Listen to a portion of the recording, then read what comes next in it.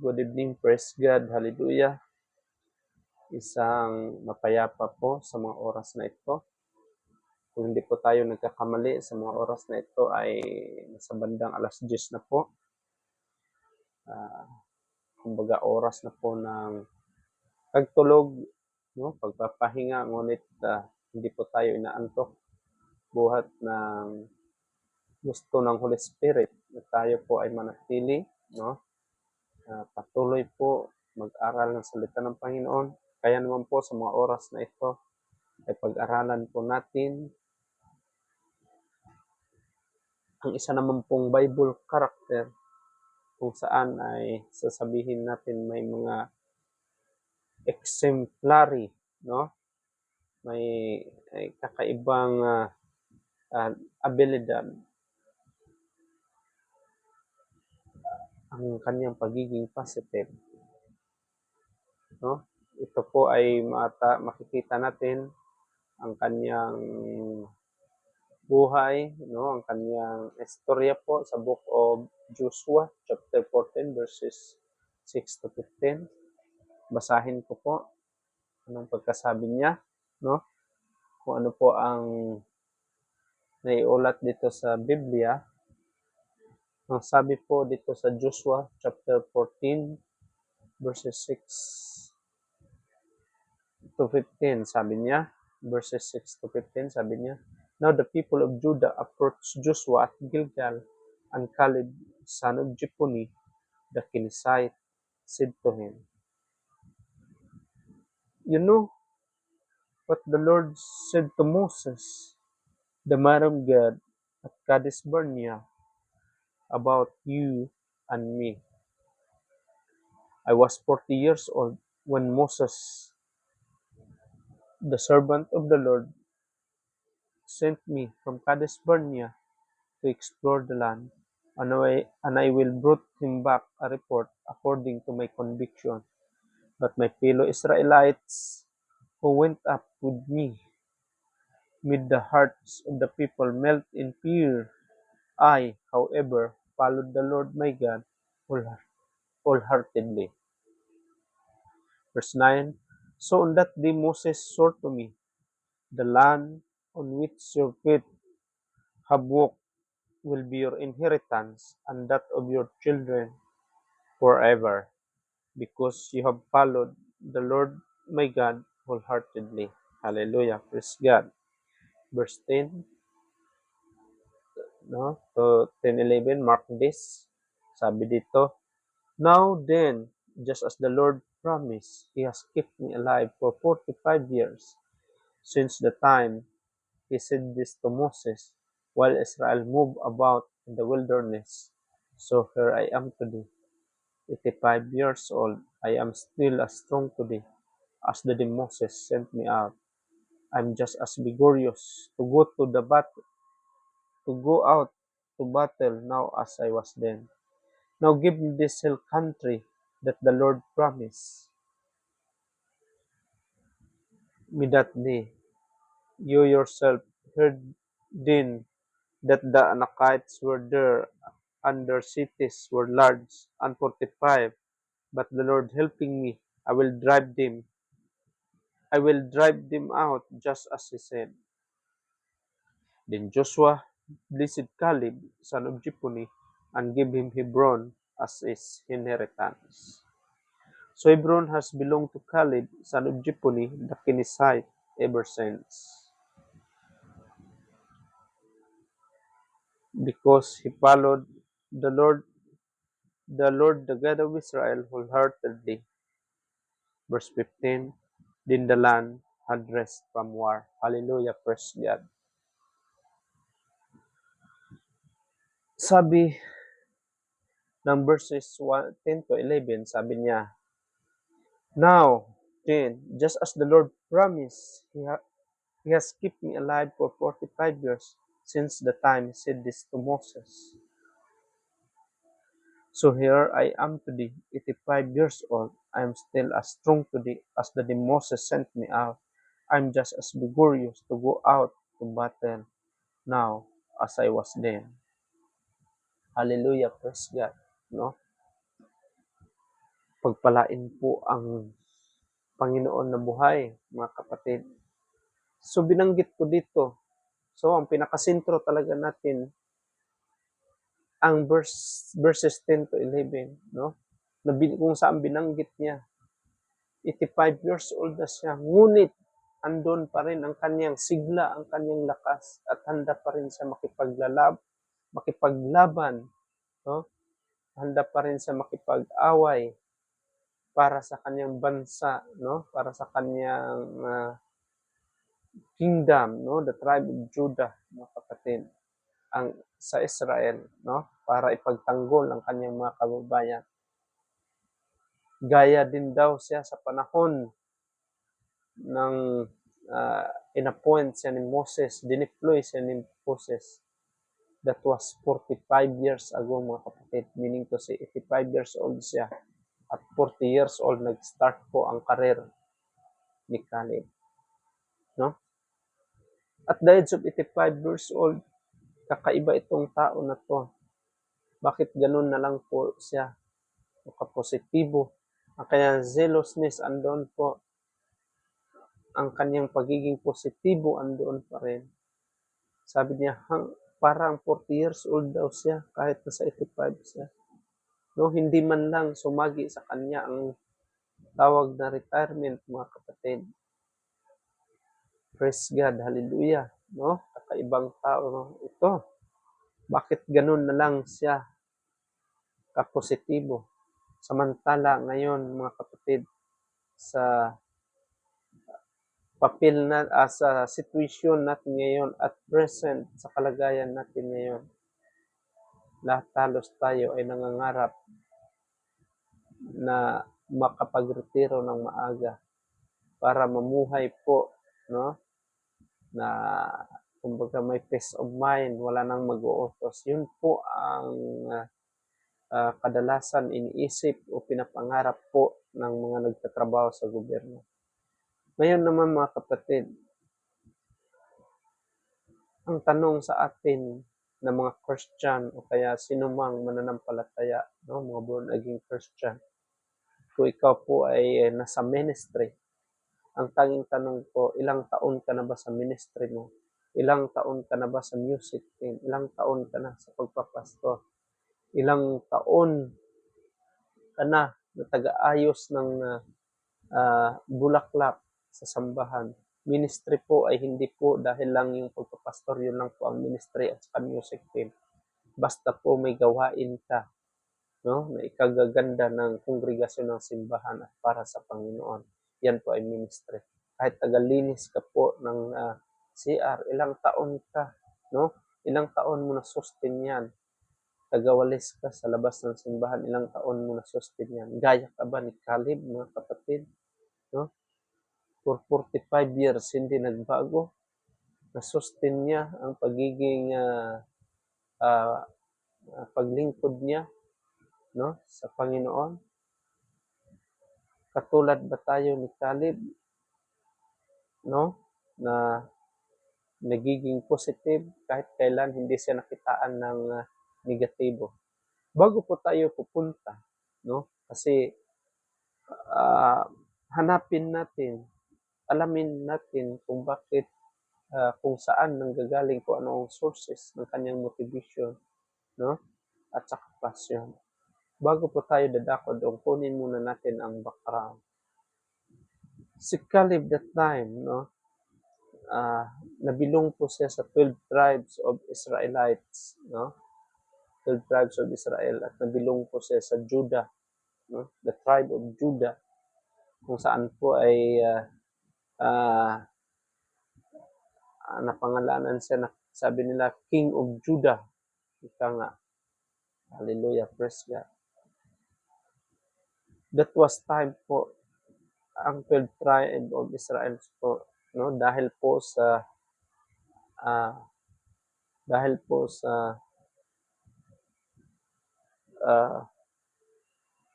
gift po ni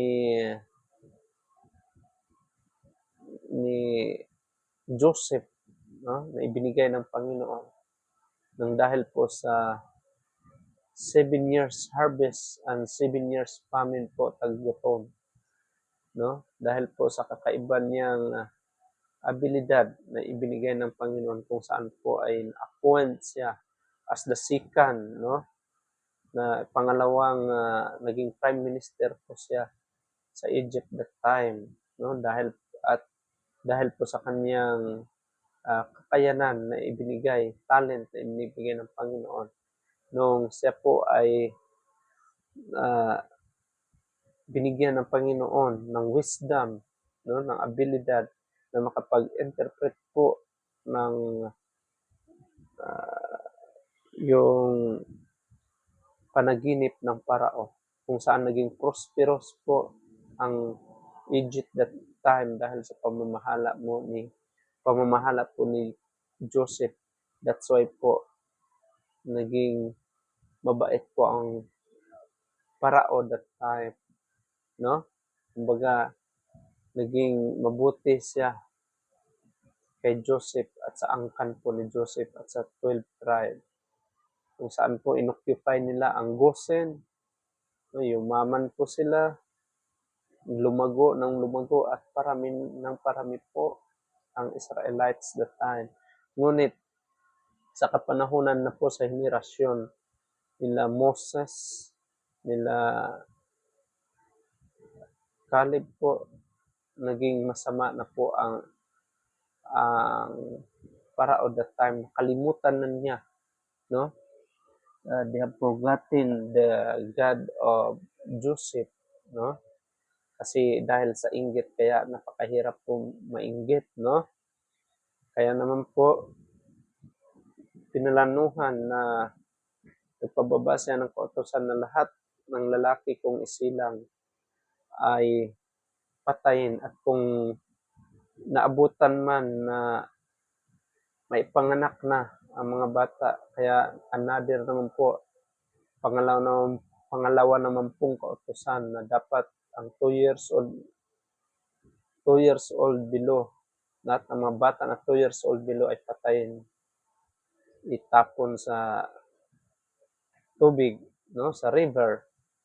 So that time po, isa po si Caleb, no, na natao doon kung saan pinreserba po ng Panginoon that time ang buhay niya hanggang sa naabutan niya na siya ay lumaki at nagbibinata, no? Kahit na po nagkaroon ng house to house na inspection ang mga kasundaluhan ng parao before, no? Ngunit dahil may nakaprogram na po ang buhay ni Caleb that time, so pinreserba po ang buhay ni Caleb at hindi po na compromise si Caleb that time. So doon pa lang po nag-work out po ang goodness at faithfulness ng Panginoon sa buhay ni Caleb. Kasing gaya po ni Joseph kung saan pinreserba din ang buhay niya sa pamagitan ng nung tinapon siya sa inanod siya, no? At nang makita siya ng prinsesa na anak ng parao. Ganon din po sa panahon ni Caleb. Kailang kakaiba, diferensya yung kay Caleb kasi talagang lumaki siya sa bahay lang. Hindi inanod, pinadaan sa tubig. So, yun po. At that time, nung nakalabas na po sila ng Egypt, no, nung nasa wilderness na sila, isa po si Caleb sa in-appoint ni Moses that time, one of the 12 spies na kasali para mag-explore sa Hebron. At isa doon si Joshua, no? Sila lang dalawa kasi ang nagbigay ng pleasing statement kay Moses that time at ang 10 po ay negative statement. So, meaning to say, nung umpisa pa lang po ay nagkaroon na po ng positibo na pananaw si Caleb that time, no? Kasi naging positive po ang mga statement niya nung nag-negative po ang 10, ngunit sa kanya maganda po ang report niya kay Moses bilang kanyang leader, kinilalang leader. So ngayon naman po, dahil napaka-positive po ng kanyang statements, particularly sa verses 10 to 11, kahit nga ako sa sa tao lang na pag-iisip, parang makailing-iling ka, bakit ganun? 85 years old, bakit ganun ang statement niya? Para bang nandoon yung yabang. So ngayon, para malaman natin, alamin natin kung saan galing itong anong source ng kanyang high motivation and passion, no? 5 sources ito, mga dahilan ng kanyang passion, no? Yung sources ng kanyang motivation and passion, no? Bakit ganun siya positibo kahit matanda na siya, parang 40 years old pa rin sa paningin niya. Una po, para sa akin, he has the positive conviction about the good plan of God, no? Mayroon siyang positive na conviction po, mayroon siyang positive na paniniwala patungkol po sa magandang plano ng Panginoon sa kanyang buhay. Kasi nga, una-una, no, pinreserba ang kanyang buhay. Hindi siya aabot ng 85 years old kung hindi pinlano ng Panginoon ang kanyang buhay, no? Kung walang magandang plano ang Panginoon, ang kanyang buhay, kung walang magandang plano ang Diyos. Kaya naman po, naging successful siya at naging warrior pa. Sa lahat ng laban niya ay nananalo siya, naging victorious siya. Kaya naman po sa Joshua chapter 14 verses 6 to 8, no? Klaro po ang statement niya doon na he believed the good plan of God. Kaya naman po si Caleb, naintindihan niya sa kanyang buong puso, sa kanyang buong isip, patungkol po sa magandang plano ng Panginoon. Kaya naman po yung na-record po sa Book of Numbers, I think in chapter 14 po, 14, basta sa Book of Numbers, na-record dyan, yung nag-murmur, Numbers 13 and above, no, na chapters po mababasa natin dyan, kung saan po ay nailibing po ng mga Israelites that time kasi po nag-against sila sa leadership ni Moses at sa Panginoon. So meaning to say, yung mga nailibing po sa wilderness, they are rejected po the good plan of God, no? Niliglik po nila ang magandang plano ng Panginoon, binaliwala po nila, no? Kasi nga po, palagi sila nag-complain, no? Naging rebelde po sila sa kay Moses, naging rebelde po sila, no? About the leadership of Moses. Yun po mga kapatid. Yun po ang nakalimutan nila na ang magandang plano ay maganda talagang plano. Kasi maganda po, no? Mabuti pong Diyos ang ating Panginoon. Kaya naman po mga kapatid, hindi nila naintindihan na ang Egypt ay hindi po siya promised land. Kasi sabi niya ang Panginoon na dadalhin ko kayo sa land flowing with milk and honey. So meaning to say, hindi po Egypt ang nakalaan para sa mga Israelites, mga kapatid.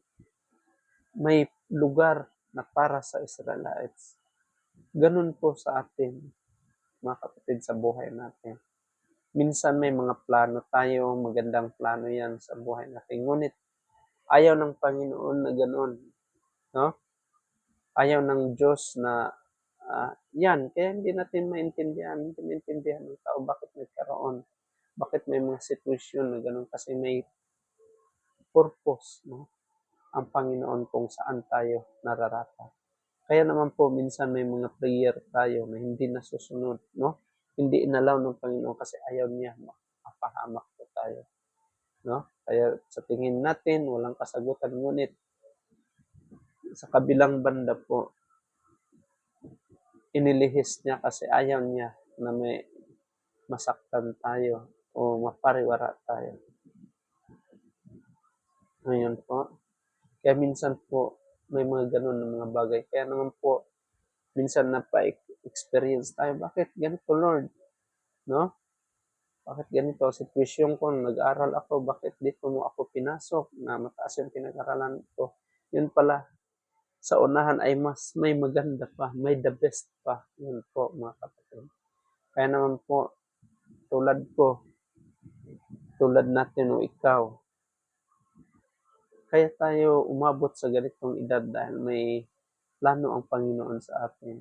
No? Yung kung alalahanin ko nung kabataan ko noon, at the age of nasa grade 1 pa lang ako, grade 2 pala ako that time. Nalunod ako, buti na lang may nakakita sa akin at nailigtas ako. At nung time na grade 5 ako, muntik na masunog ang bahay namin dahil nasindihan ko po yung 2 container na gasolina. Buti na lang at may nakasagip sa akin. Yun po, mga kapatid. No? Dahil po, ngayon ko palang naintindihan bakit pinireserba ng Panginoon ang buhay ko sa ganitong edad. Dahil may magandang plano ang Panginoon sa akin. No? Isa po doon na magandang plano ng Panginoon is salvation po. Salvation is a good plan for us. Hallelujah. Praise God. Kaya naman po, tama po ang Jeremiah 29:11, no? Na nagsasaad ng positive, hopeful plans sa buhay natin. Kahit na sabihin natin may mga difficulties minsan, no? May mga situation na mga nakaranas tayo ng ganon, but God telling us in Jeremiah chapter 29 verse 11 that He will give us hope and a future, not to harm, no? And God wants us to be prosper po. Then, dito naman po sa Psalm chapter 33 verse 11, sabi, ang verses na po ito ay nagsasaad po na ang plano po ng Panginoon ay eternal po at kailanman ay hindi nagbabago. No? Then sa Proverbs 19 verse 21, sabi niya, kahit pagplano man tayo, ngunit ang plano pa rin ng Panginoon ang siyang masusunod. No? Kaya, purihin po ang pangalan ng Panginoon. Kaya ganun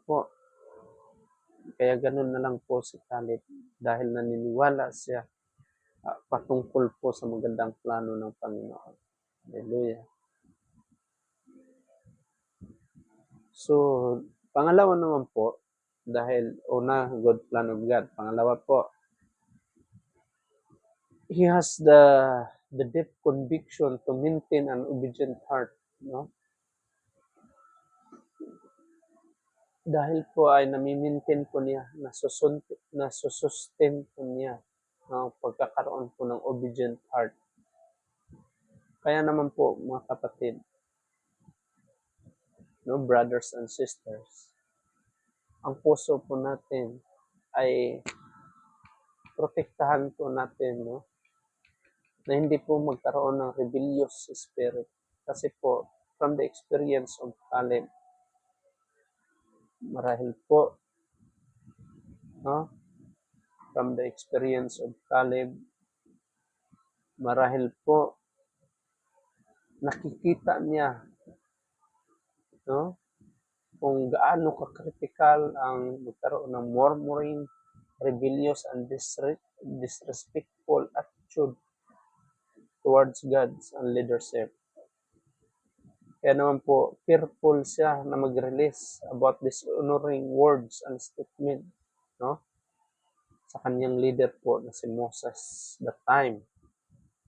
Kasi siya mismo nakikita niya ang kagandahan ng benepisyo kung magkaroon ka ng submissive na puso sa Panginoon. No? Marahil nakita niya, no? Kasi hindi siya aabot, no? Hindi siya magiging at the age of 85 years old, nagiging malusog siya, nagiging malakas siya kasi nagkaroon siya ng submissive heart sa Panginoon.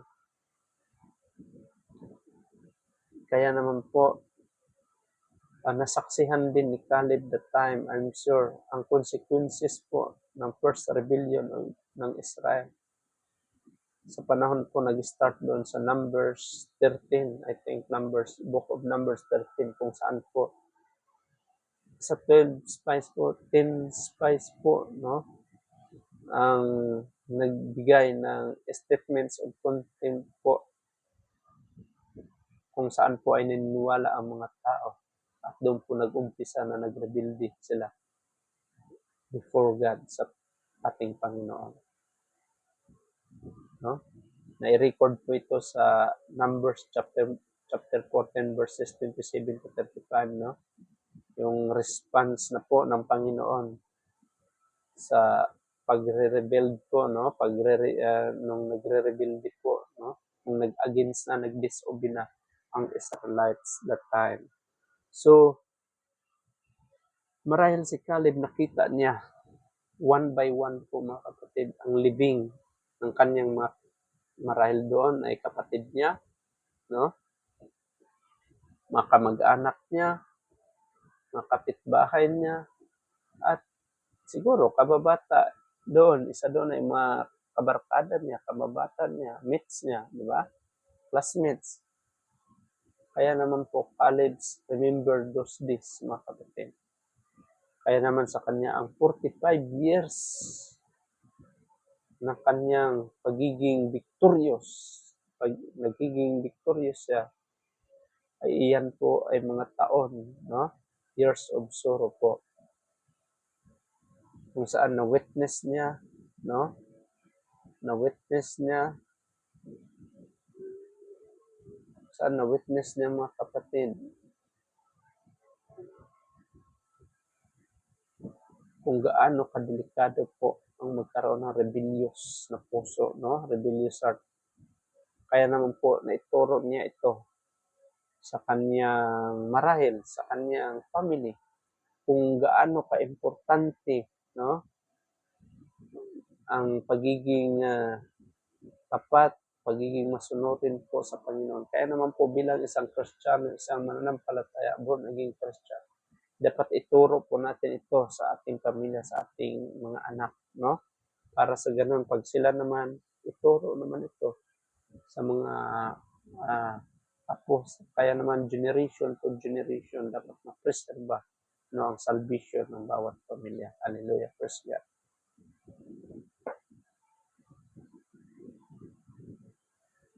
Kaya naman po, dito sa Deuteronomy chapter 5 verse 29, gaano kahalaga ang pag-ubi natin, ang pagsunod, no?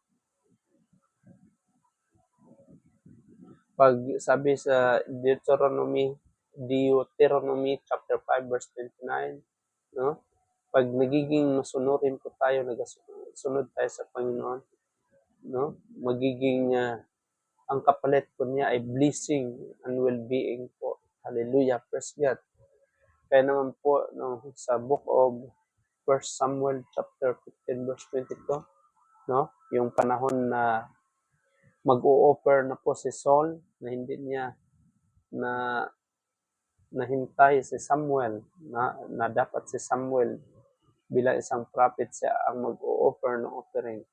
Sinabihan siya ni Samuel, si King Saul, sabi niya, to obey is better than sacrifice, no? Kahit ano pang sakripisyo yan, kung hindi ka marunong sumunod, wala din dito si behavior pa rin po. Ang mapakumbabang puso pa rin po ang hanapin ng Panginoon. Din sa John 14 verse 15, sabi niya, ang tunay po na pag-ibig natin sa Panginoon ay ang pagsunod po sa kanyang mga turo po. Yun pala ang sikreto kung nag-obey tayo. Din sa James chapter 1 verse 22, ang pagiging pagsunod natin ay hindi lang dahil naririnig natin, kundi sa pamamagitan po ng gawin natin, actions po natin, no? Kaya naman po sa Psalm 119 verse 11, sabi niya, ang pagiging pagsunod daw natin sa Panginoon na hindi lang pagsunod sa yung nakikinig tayo sa Word of God, but yung pong pag-iwas natin sa ating mga kasalanan. Yung po mga kapatid. Then sa Proverbs chapter 3 verses 1 to, na magkaroon tayo ng maraming benefits, no? Kung gawin natin, no? Kung ikikip natin ang God's command sa ating mga puso. Hallelujah. Praise God. So, yun po ang mga sekreto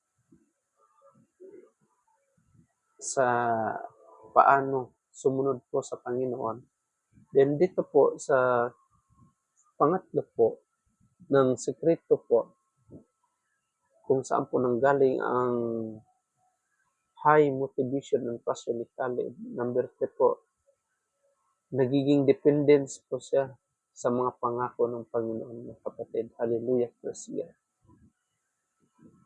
Kaya naman po mga kapatid, kailangan i-claim po natin ang mga pangako ng Panginoon sa ating buhay.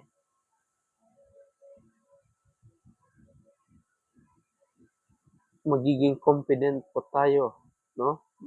We will become confident kahit po ang ating puso, ang ating isipan po ay free po from worries. Hindi po tayo nag-alala pag i-claim po natin mga promises ng Panginoon sa ating buhay. So, nagiging confident po tayo, kaya wala po tayong pagkabalisa.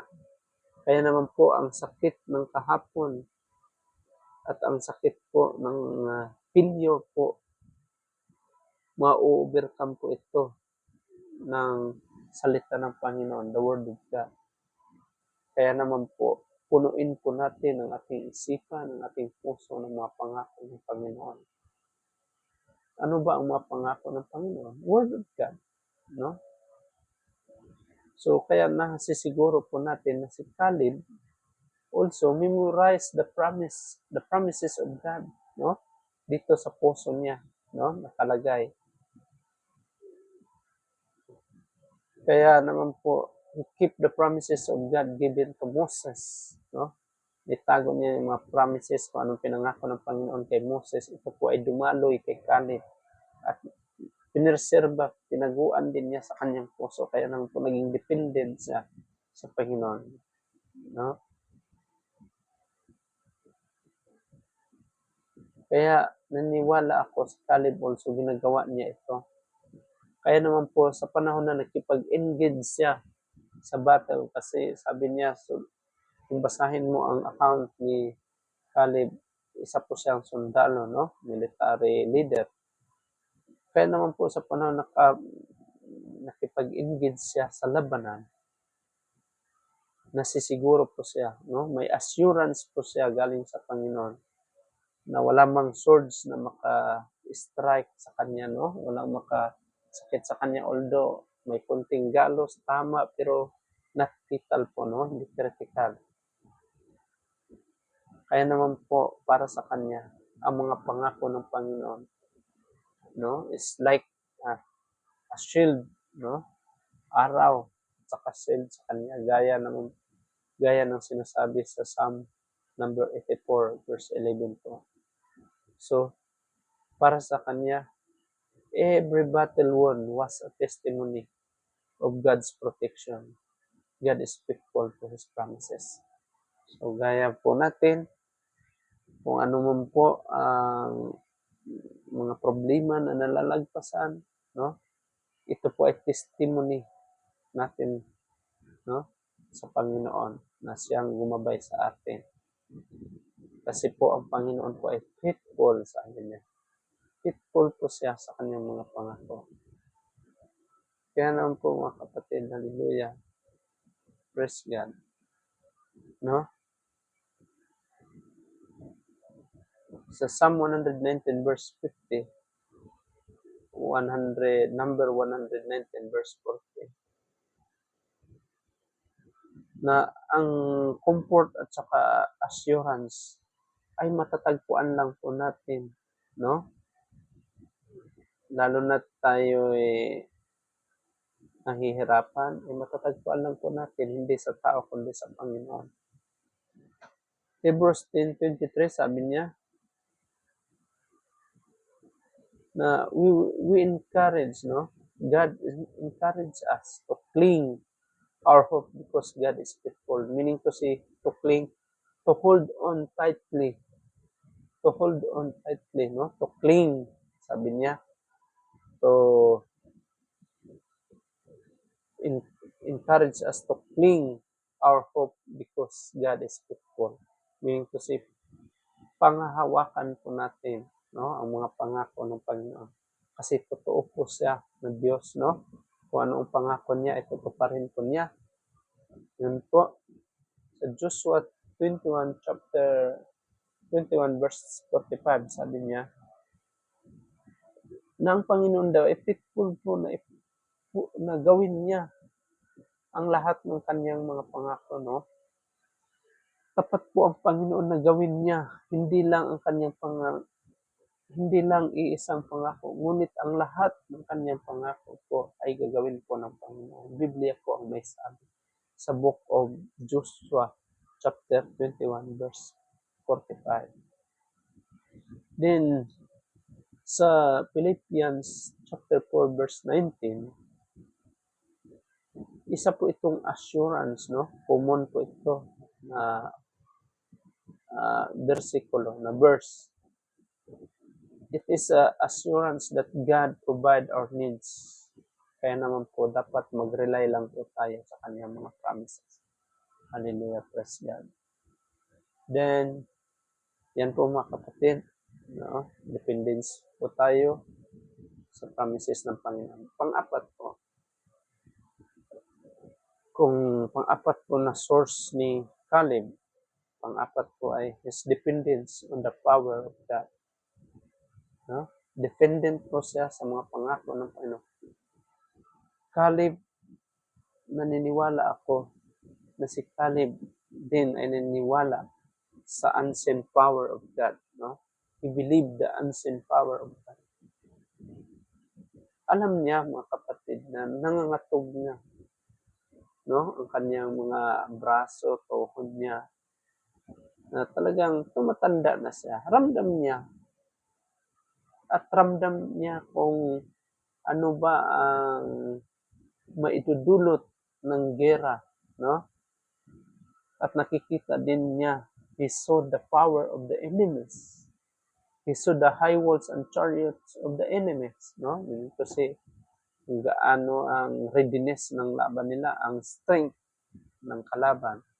He saw the preparedness of the enemies, no? Ang gaano alam niya ang kahandaan ng kalaban. Kasi nga, mga warriors ito, na-train ito into combat warriors. Most of his countrymen po ni Caleb ay hindi po talaga trained in combat. No, majority po sa kanyang mga tauhan ay slave workers, no? Brick workers, yun lang po. Then woodcutters, farmers, and shepherds, kadalasan ng kanyang mga tauhan. But through the power of God, nagiging combat warriors po sila, no? Gaya po ni Jesus, just like Jesus Christ po, who transformed fishermen into apostles. Alam niyo mga kapatid, nothing is impossible with God. God could strengthen weak hands into powerful hands. God could transform you, brothers and sisters, into powerful speaker and leaders if we allow God to do it in our life. No? Kung hayaan lang natin na ang Panginoon ang siyang, no, mag-take charge sa buhay natin.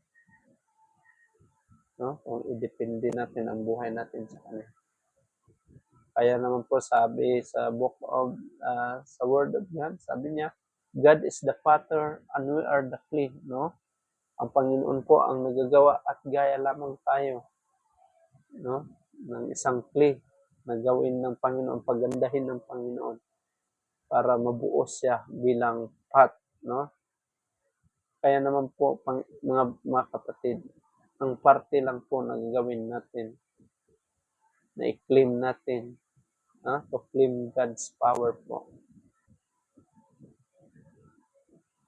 No? Our part is to claim God's power as we go into the battle, and God will do His part po. Hallelujah, praise God. No? Kaya yan po mga kapatid. Kaya naman po, totoo ang sinabi ng Biblia, Word of God. Totoo po ang sinasabi niya, no? Na gaya po ng ginagawa ni Caleb na nagiging dependence po siya sa power of God.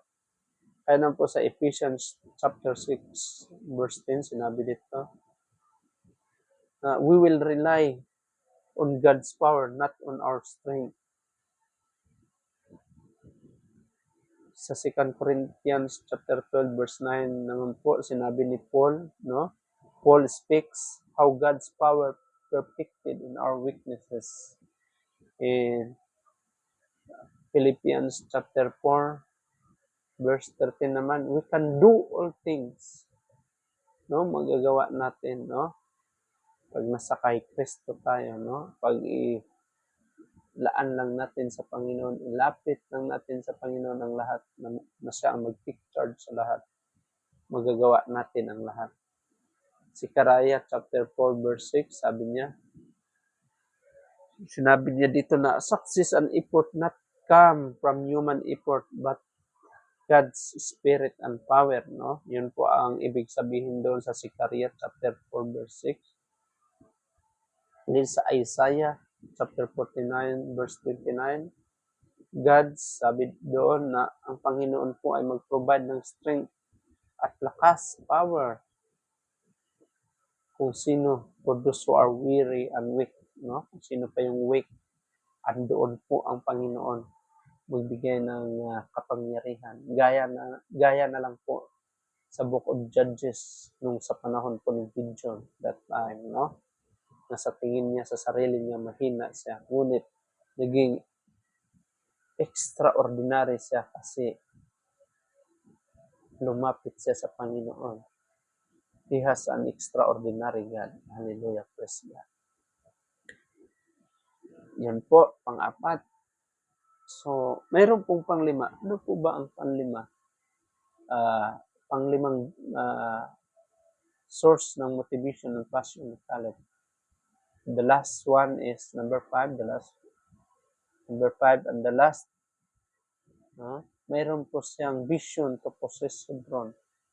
Mayroon po siyang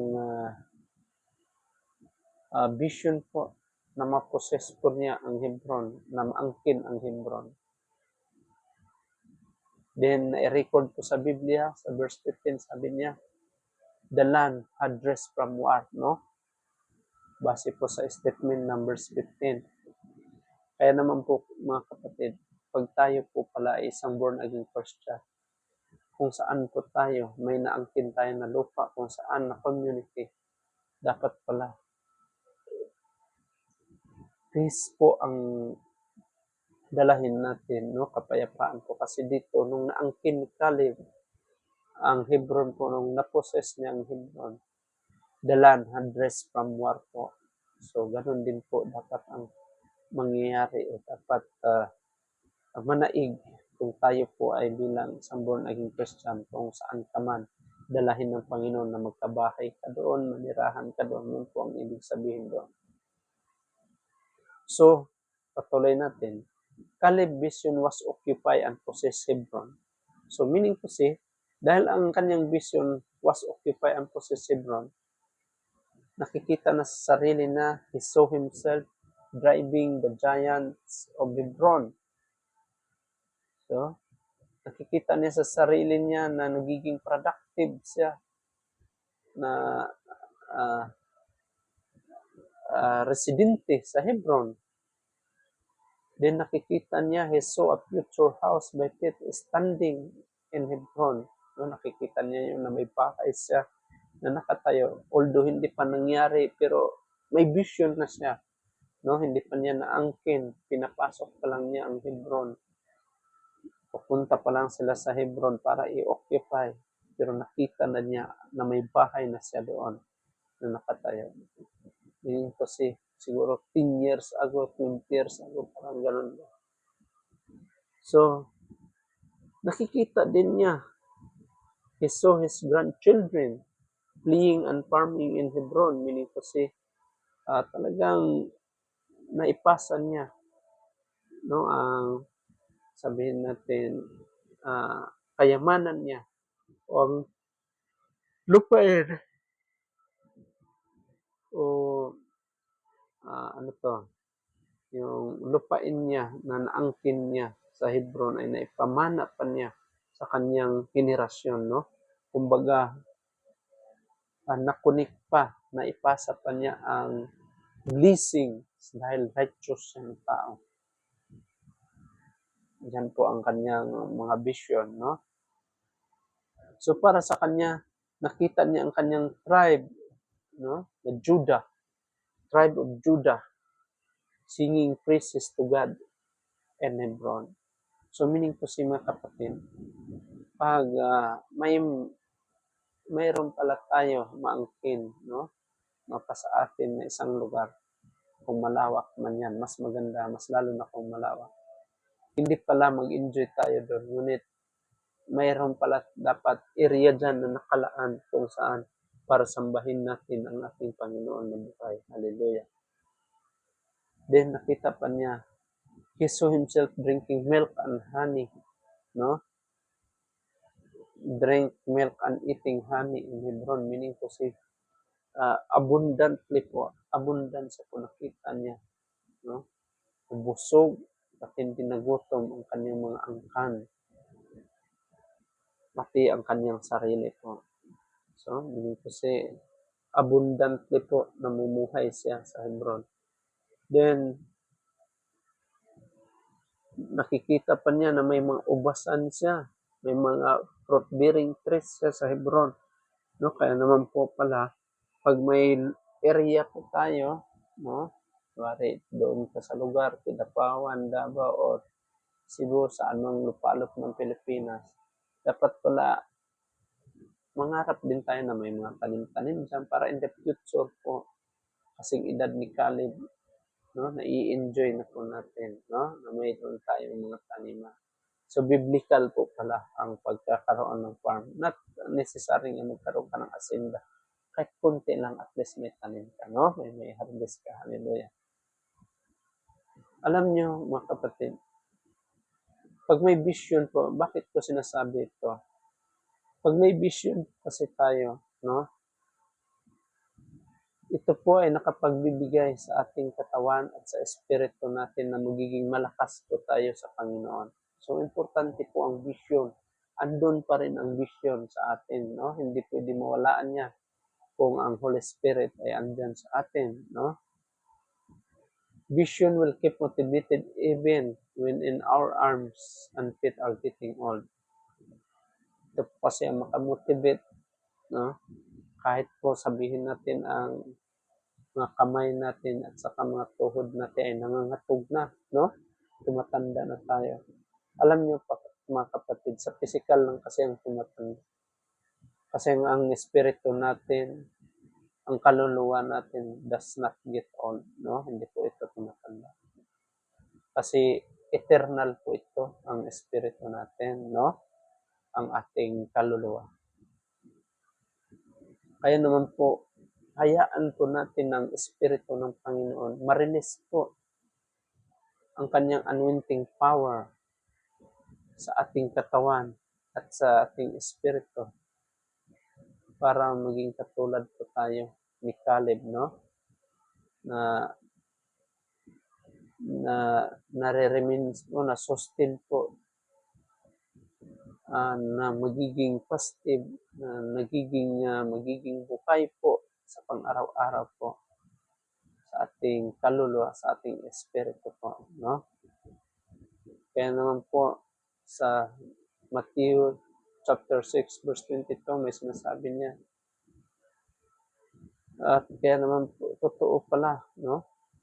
Kasi itong vision din, it lead us a spiritual healthy life po kung magkakaroon tayo ng vision. Ito po ay na-record po sa Matthew chapter 6 verse 22. No? Kung saan naman po sa Proverbs 19 chapter 19 verse 18, no? In-emphasize po ang importansya po na magkaroon ng vision, na magkaroon po tayo ng revelation po sa Panginoon. Na ito po ang nag-guide aron para po makasustain po sa atin, no? Sa pananampalataya natin at sa karelasyon natin sa Panginoon. Ngayon mga kapatid, ano bang vision ang pinaka punto dito, no? Dahil may vision tayo, kailangan panatilihin nating malakas, no? Masustain ito. Kasi may the best na vision tayo. Ano bang vision natin? Ay yan po, makapunta po tayo sa langit, no?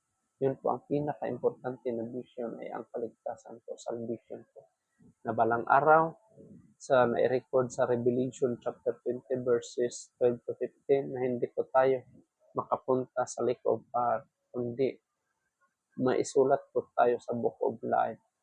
Ano ba ang nasa book of life? Meaning to say, ay langit po ang mapuntahan natin.